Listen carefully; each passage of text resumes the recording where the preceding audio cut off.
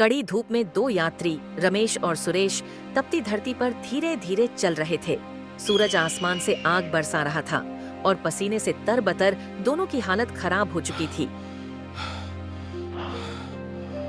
भाई सुरेश, अब तो जान निकल रही है और नहीं चला जा रहा। कहीं कोई पेड़ दिख जाए तो थोड़ा आराम कर लेते हैं। सच कह रहे हो रमेश, अगर जल्दी ही कोई छांव न मिली तो हम दोनों की हालत और खराब हो जाएगी। उनकी ये हालत एक महात्मा ने देखी। बिना कुछ कहे महात्मा ने अपने जादुई हाथों से एक विशाल छायादार पेड़ प्रकट किया। महात्मा अपनी राह चले गए।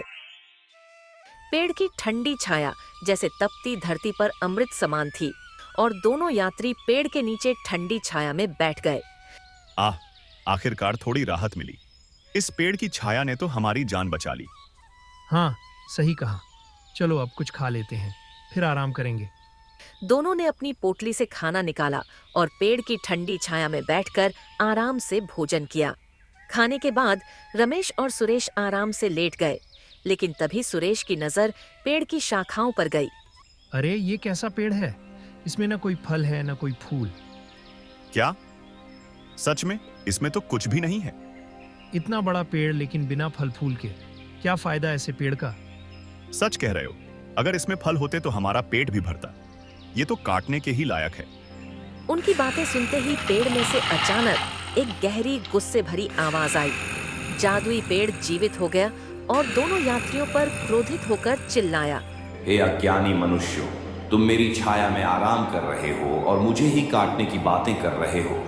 पेड़ ने दोनों यात्रियों की जोरदार पिटाई की। तभी महात्मा फिर से वहां आए। महात्मा जी, कृपया हमें बचा लीजिए। हमें अपनी गलती का एहसास हो गया है। हम मूर्ख थे जो इस पेड़ का अपमान कर बैठे। हमें माफ कर दीजिए, हमसे गलती हो गई। महात्मा पेड़ के पास जाते हैं और उसे शांत करने के लिए हाथ उठाते हैं। पेड़ शांत हो जाता है। कभी भी किसी की मदद को छोटा मत समझो। जिस छांव ने तुम्हें बचाया उसका अपमान करना अज्ञानता है। दूसरों की मदद का सम्मान करना सीखो, तभी तुम सच्चे इंसान बनोगे। रमेश और सुरेश ने महात्मा के शब्दों को ध्यान से सुना और सिर झुका लिया। हम वादा करते हैं कि अब से हम हर किसी की मदद की कद्र करेंगे। हाँ महात्मा जी, हमें सिखा दिया कि मदद चाहे कैसी भी हो, उसका सम्मान करना चाहिए। इसके बाद दोनों यात्री फिर से अपने सफर पर निकल पड़े। इस बार एक नई सीख के साथ, धूप में चलते हुए, जीवन का मूल्य समझते हुए।